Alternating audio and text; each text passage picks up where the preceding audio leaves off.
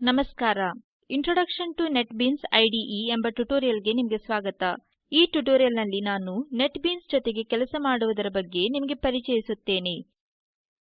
ನೆಟ್ಬೀನ್ಸ್ ಇದು ಒಂದು ಉಚಿತ ಮತ್ತು open source integrated development environment ಆಗಿದ್ದು www.netbeans.org ನಲ್ಲಿ ಲಭ್ಯವಿದೆ. ಇದು ವಿವಿಧ ಘಟಕಗಳನ್ನು ಒಟ್ಟುಗೂಡಿಸುವುದನ್ನು ಅನುಮತಿಸುತ್ತದೆ. ವಿವಿಧ ಸ್ಕ್ರಿಪ್ಟಿಂಗ್ ಭಾಷೆಗಳನ್ನು ಮತ್ತು ಆಧುನಿಕ ಟೆಕ್ಸ್ಟ್ ಎಡಿಟರ್ಗಳನ್ನು ಬೆಂಬಲಿಸುತ್ತದೆ. ಇದು GUI ಅನ್ನು ಸಹ ಒದಗಿಸುತ್ತದೆ. ಪ್ರಾಜೆಕ್ಟ್ಗಳನ್ನು ತಯಾರಿಸಲು ಮತ್ತು ಡಿಸೈನ್ ಮಾಡಲು ಮತ್ತು ಡೇಟಾಬೇಸ್ಗಳನ್ನು ಸಹ ಬೆಂಬಲಿಸುತ್ತದೆ. ಈ ಟ್ಯುಟೋರಿಯಲ್ ಅನ್ನು ಮಾಡಲು ನಿಮಗೆ ಜಾವಾ ಪ್ರೋಗ್ರಾಮಿಂಗ್ ಭಾಷೆಯು ತಿಳಿದಿರುವುದು ಅವಶ್ಯಕ. ಈ ಟ್ಯುಟೋರಿಯಲ್ನಲ್ಲಿ ಪ್ರಮಾಣಿತ ಪ್ರೋಗ್ರಾಮಿಂಗ್ ಪರಿಭಾಷೆಯನ್ನು ಬಳಸಲಾಗಿದೆ. ನೆಟ್ಬೀನ್ಸ್ ಅನ್ನು ಆರಂಭಿಸಲು ನಾನು ಇಲ್ಲಿ ಲಿನಕ್ಸ್ ಆಪರೇಟಿಂಗ್ ಸಿಸ್ಟಮ್ ಉಬುಂಟು ಆವೃತ್ತಿ 1104 ಮತ್ತು ನೆಟ್ಬೀನ್ಸ್ IDE ಆವೃತ್ತಿ 711 ಇವುಗಳನ್ನು ಬಳಸುತ್ತಿದ್ದೇನೆ. ಈ ಟ್ಯುಟೋರಿಯಲ್ನಲ್ಲಿ ನಾವು ನೆಟ್ಬೀನ್ಸ್ನ ಇನ್ಸ್ಟಾಲೇಷನ್ ಬಗ್ಗೆ ನೋಡುವೆವು. ನೆಟ್ಬೀನ್ಸ್ನ ಇಂಟರ್ಫೇಸ್ ನ ಬಗ್ಗೆ ತಿಳಿದುಕೊಳ್ಳುವೆವು ಮತ್ತು ಸರಳವಾದ ಒಂದು ಜಾವಾ ಪ್ರಾಜೆಕ್ಟ್ ಅನ್ನು ತಯಾರಿಸುವೆವು. ಮೊದಲು ನಾವು IDE ಅನ್ನು ಇನ್ಸ್ಟಾಲ್ ಮಾಡುವುದನ್ನು ನೋಡೋಣ. ನೆಟ್ಬೀನ್ಸ್ ಅನ್ನು netbeans.org ನಿಂದ ಡೌನ್ಲೋಡ್ ಮಾಡಬಹುದು. ಇದು ಅಧಿಕೃತವಾದ ಮುಖ್ಯ ಸೈಟ್ ಆಗಿದೆ. ಸೈಟ್ನ ಮೇನ್ ಪೇಜ್ ನಲ್ಲಿ ಡೌನ್ಲೋಡ್ ಲಿಂಕ್ ನ ಮೇಲೆ ಕ್ಲಿಕ್ ಮಾಡಿ. ಲೋಡ್ ಆಗುವ ಮುಂದಿನ ಪೇಜ್ ನಲ್ಲಿ ಕೊನೆಯ ಕಾಲಂನಲ್ಲಿರುವ ಡೌನ್ಲೋಡ್ ಲಿಂಕ್ ನ ಮೇಲೆ ಕ್ಲಿಕ್ ಮಾಡಿ. ಇದು IDEಗೆ ಅಗತ್ಯವಿರುವ ಗ್ಲಾಸ್ಫಿಶ್ ಸರ್ವರ್ ಹಾಗೂ ಎಲ್ಲ ಬೆಂಬಲಿತ ತಂತ್ರಜ್ಞಾನಗಳ ಡೌನ್ಲೋಡ್ ಅನ್ನು ಸಹ ಒಳಗೊಂಡಿದೆ. ನೆಟ್ಬೀನ್ಸ್ನ ಇನ್ಸ್ಟಾಲೇಷನ್ಗೆ ಜಾವಾ ಡೆವಲಪ್ಮೆಂಟ್ ಕಿಟ್ JDK ನ ಇನ್ಸ್ಟಾಲೇಷನ್ ಸಹ ಅಗತ್ಯವಿದೆ. ಇದನ್ನು java.sun.com ನಿಂದ ಡೌನ್ಲೋಡ್ ಮಾಡಬಹುದು. ಇಲ್ಲಿ ಗೆಟ್ ಜಾವಾ ಲಿಂಕ್ ನ ಮೇಲೆ ಕ್ಲಿಕ್ ಮಾಡಿ ಮತ್ತು ನೆಟ್ಬೀನ್ಸ್ ಹಾಗೂ JDK ಬಂಡಲ್ ಎರಡನ್ನೂ ಡೌನ್ಲೋಡ್ ಮಾಡಲು ಈ ಲಿಂಕ್ ಅನ್ನು ಆಯ್ಕೆ ಮಾಡಿ. ಲೋಡ್ ಆಗುವ ಮುಂದಿನ ಪೇಜಿನಲ್ಲಿ ನಿಮ್ಮ ಆಪರೇಟಿಂಗ್ ಸಿಸ್ಟಂನೊಂದಿಗೆ ಹೊಂದಾಣಿಕೆ ಆಗುವ ಸೆಟಪ್ ಫೈಲ್ ಅನ್ನು ಆಯ್ಕೆ ಮಾಡಿ.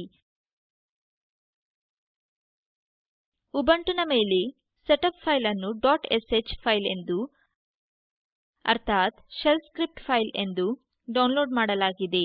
ಟರ್ಮಿನಲ್ಗೆ ಹೋಗಿ ಈ ಫೈಲ್ ಅನ್ನು ರನ್ ಮಾಡಿ.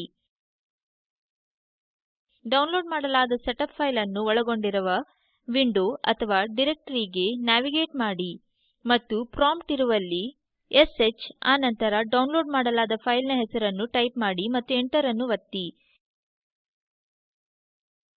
ಇದು ಇನ್ಸ್ಟಾಲರ್ ಅನ್ನು ಆರಂಭಿಸುವುದು ಮತ್ತು ಇದಕ್ಕೆ ಕೆಲವು ಕ್ಷಣಗಳು ಬೇಕಾಗಬಹುದು.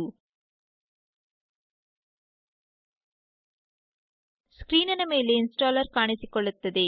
ನಿಮ್ಮ ಸಿಸ್ಟಂನ ಮೇಲೆ IDE ಅನ್ನು ಇನ್ಸ್ಟಾಲ್ ಮಾಡಲು ನೀವು ಆನ್ ಸ್ಕ್ರೀನ್ ಸೂಚನೆಗಳನ್ನು ಅನುಸರಿಸಬಹುದು. ನಾನು ಈಗ ಇನ್ಸ್ಟಾಲರ್ ನಿಂದ ಹೊರಗೆ ಬರುವೆನು. ಈಗ ನಾವು ನೆಟ್ಬೀನ್ಸ್ ವಿಂಡೋದತ್ತ ನೋಡೋಣ. ನಿಮ್ಮ ಉಬುಂಟು ಆಪರೇಟಿಂಗ್ ಸಿಸ್ಟಮ್ ನ ಮೇಲೆ ನೆಟ್ಬೀನ್ಸ್ ಅನ್ನು ತೆರೆಯಲು ಅಥವಾ ಲಾಂಚ್ ಮಾಡಲು ಮೆನು ಐಟಂ ಅಪ್ಲಿಕೇಶನ್ಸ್ ಪ್ರೋಗ್ರಾಮಿಂಗ್ ಗಳಿಗೆ ಹೋಗಿ ಮತ್ತು ನೆಟ್ಬೀನ್ಸ್ IDE ಐಕಾನ್ ನ ಮೇಲೆ ಕ್ಲಿಕ್ ಮಾಡಿ. ನೀವು IDE ಅನ್ನು ಲಾಂಚ್ ಮಾಡಿದಾಗ ಮೊದಲು ಅದು ನೆಟ್ಬೀನ್ಸ್ ಸ್ಟಾರ್ಟ್ ಪೇಜ್ ಅನ್ನು ತೆರೆಯುತ್ತದೆ. IDE ವಿಂಡೋ ಮೆನುಬಾರಿನಲ್ಲಿ ಮೆನುಗಳನ್ನು ಟೂಲ್ಬಾರ್ಗಳನ್ನು ಮತ್ತು ಫೈಲ್ ಸಿಸ್ಟಮ್ ವಿಂಡೋಗಳಂತಹ ವರ್ಕ್ಸ್ಪೇಸ್ಗಳನ್ನು ರನ್ ಟೈಮ್ ವಿಂಡೋ ಹಾಗೂ ಔಟ್ಪುಟ್ ವಿಂಡೋ ಇವುಗಳನ್ನು ಒಳಗೊಂಡಿದೆ. ನಿಮ್ಮ ಪ್ರಾಜೆಕ್ಟ್ಗಳನ್ನು ಕ್ರಿಯೇಟ್, ಎಡಿಟ್, ಕಂಪೈಲ್, ರನ್ ಹಾಗೂ ಡೀಬಗ್ ಮಾಡಲು ನೆಟ್ಬೀನ್ಸ್ ಜೊತೆಗೆ ಬಳಸುವುದಕ್ಕೆ ನಿಮಗೆ ಅಗತ್ಯವಿರುವ ಸುಮಾರು ಎಲ್ಲ ಕಮಾಂಡ್ಗಳನ್ನು ಮೇನ್ ಮೆನು ಒದಗಿಸುತ್ತದೆ. ಮೆನುಬಾರಿನ ಕೆಳಗೆ ಇರುವ ಟೂಲ್ ಬಾರ್ ಮೆನುಬಾರಿನ ಮೇಲಿರುವ ಆಗಾಗ್ಗೆ ಬಳಸಲಾಗುವ ಹಲವು ಕಮಾಂಡ್ಗಳಿಗಾಗಿ ಬಟನ್ಗಳನ್ನು ಒದಗಿಸುತ್ತದೆ. ವರ್ಕ್ಸ್ಪೇಸ್ ಇದು ವರ್ಕ್ಸ್ಪೇಸ್ ವಿಂಡೋದಲ್ಲಿ ಎಡಿಟ್ ಮಾಡುವುದು ಎಕ್ಸಿಕ್ಯೂಷನ್, ವರ್ಕ್ಸ್ಪೇಸ್ನ ಕೆಳಗೆ ಇರುವ ಔಟ್ಪುಟ್ ಅಥವಾ ಡೀಬಗ್ ಮಾಡುವುದರಂತಹ ಹಲವು ಬಗೆಯ ಆಪರೇಷನ್ಗಳನ್ನು ನಡೆಸಲು ಬಳಸಲಾಗುವ ವಿಂಡೋಗಳ ಒಂದು ಸಂಗ್ರಹವಾಗಿದೆ. ಆಮೇಲೆ ನಾವು ಒಂದು ಸ್ಯಾಂಪಲ್ ಜಾವಾ ಪ್ರಾಜೆಕ್ಟ್ ಅನ್ನು ಕ್ರಿಯೇಟ್ ಮಾಡೋಣ. ಒಂದು ಜಾವಾ ಪ್ರಾಜೆಕ್ಟ್ ಅನ್ನು ಕ್ರಿಯೇಟ್ ಮಾಡಲು ಫೈಲ್ ಮೆನುಗೆ ಹೋಗಿ ನ್ಯೂ ಪ್ರಾಜೆಕ್ಟ್ ನ ಮೇಲೆ ಕ್ಲಿಕ್ ಮಾಡಿ. ನ್ಯೂ ಪ್ರಾಜೆಕ್ಟ್ ವಿಜಾರ್ಡ್ ಬಾಕ್ಸ್ ನಲ್ಲಿ ಕ್ಯಾಟಗರೀಸ್ ನ ಅಡಿಯಲ್ಲಿ ಜಾವಾ ಅನ್ನು ಆಯ್ಕೆ ಮಾಡಿ. ಪ್ರಾಜೆಕ್ಟ್ಸ್ ನ ಅಡಿಯಲ್ಲಿ ಜಾವಾ ಅಪ್ಲಿಕೇಶನ್ಸ್ ಅನ್ನು ಆಯ್ಕೆ ಮಾಡಿ ಮತ್ತು ನೆಕ್ಸ್ಟ್ ನ ಮೇಲೆ ಕ್ಲಿಕ್ ಮಾಡಿ. ವಿಜಾರ್ಡ್ನ ನೇಮ್ ಆಂಡ್ ಲೊಕೇಶನ್ ಪೇಜ್ನಲ್ಲಿ ನಿಮ್ಮ ಪ್ರಾಜೆಕ್ಟ್ ನೇಮ್ ಅನ್ನು ಕೀಬೋರ್ಡ್ ರೀಡರ್ ಎಂದು ಕೊಡಿ.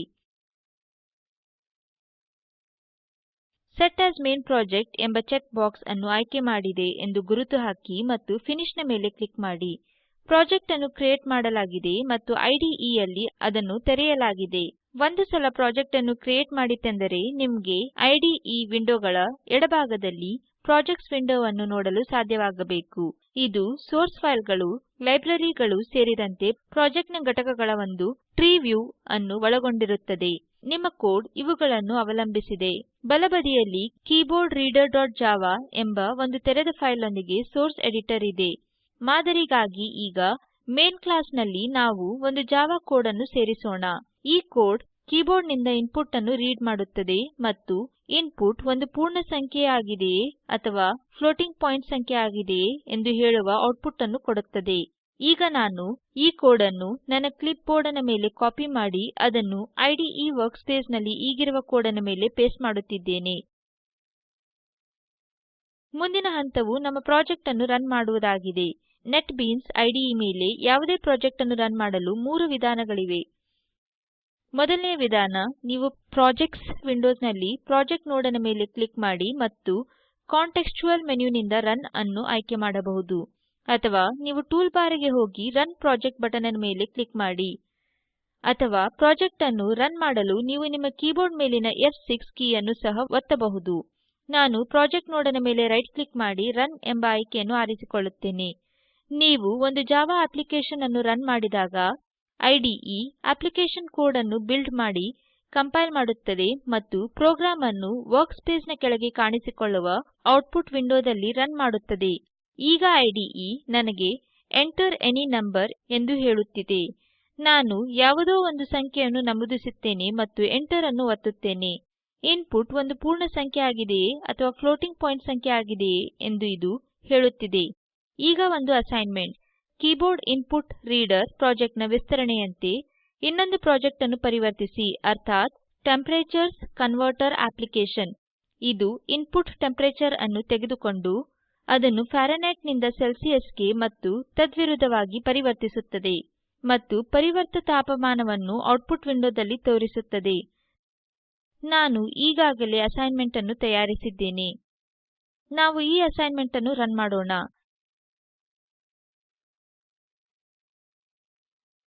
ಈ ಪ್ರೋಗ್ರಾಂ ಔಟ್ಪುಟ್ ವಿಂಡೋದಲ್ಲಿ ಇನ್ಪುಟ್ ಟೆಂಪರೇಚರ್ ಅನ್ನು ನಮೂದಿಸಲು ನನಗೆ ಹೇಳುತ್ತಿದೆ.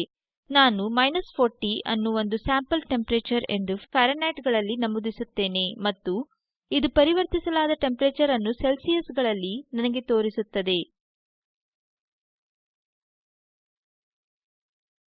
ಸ್ಕ್ರೀನ್ ಮೇಲೆ ತೋರಿಸಿದ ಲಿಂಕ್ ನಲ್ಲಿ ಲಭ್ಯವಿರುವ ವಿಡಿಯೋವನ್ನು ವೀಕ್ಷಿಸಿ. ಈ ವಿಡಿಯೋ ಸ್ಪೋಕನ್ ಟ್ಯುಟೋರಿಯಲ್ ಪ್ರಕಲ್ಪದ ಸಾರಾಂಶವಾಗಿದೆ. ನಿಮಗೆ ಒಳ್ಳೆಯ ಬ್ಯಾಂಡ್ವಿಡ್ತ್ ಸಿಗದಿದ್ದರೆ ನೀವು ಇದನ್ನು ಡೌನ್ಲೋಡ್ ಮಾಡಿ ನೋಡಬಹುದು. ಸ್ಪೋಕನ್ ಟ್ಯುಟೋರಿಯಲ್ ಪ್ರಾಜೆಕ್ಟ್ ತಂಡವು ಸ್ಪೋಕನ್ ಟ್ಯುಟೋರಿಯಲ್ಗಳನ್ನು ಬಳಸಿ ಕಾರ್ಯಶಾಲೆಗಳನ್ನು ನಡೆಸುತ್ತದೆ.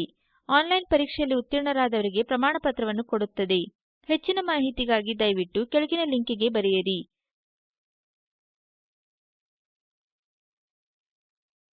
ಸ್ಪೋಕನ್ ಟ್ಯುಟೋರಿಯಲ್ ಪ್ರಕಲ್ಪವು ಟಾಕ್ ಟು ಅ ಟೀಚರ್ ಎಂಬ ಪ್ರಕಲ್ಪದ ಒಂದು ಭಾಗವಾಗಿದೆ. ಇದು NMEICT MHRD ಭಾರತ ಸರ್ಕಾರದ ಅನುದಾನವನ್ನು ಪಡೆದಿದೆ. ಈ ಮಿಷನ್ ಬಗ್ಗೆ ಹೆಚ್ಚಿನ ಮಾಹಿತಿಯು ಕೆಳಗೆ ತೋರಿಸಿದ ಲಿಂಕಿನಲ್ಲಿ ಲಭ್ಯವಿದೆ. ಈ ಟ್ಯುಟೋರಿಯಲ್ IT ಫಾರ್ ಚೇಂಜ್ ಅವರ ಕೊಡುಗೆಯಾಗಿದೆ. IIT ಬಾಂಬೆಯಿಂದ ಸ್ಕ್ರಿಪ್ಟ್ ಅನುವಾದಕಿ ಸಂಧ್ಯಾ ಪುಣೇಕರ್ ಹಾಗೂ ಪ್ರವಾಚಕಿ ಗ್ಲೋರಿಯಾ. ನೆಟ್ಬೀನ್ಸ್ ಕಲಿಯುವುದನ್ನು ಆನಂದಿಸಿ. ವಂದನೆಗಳು.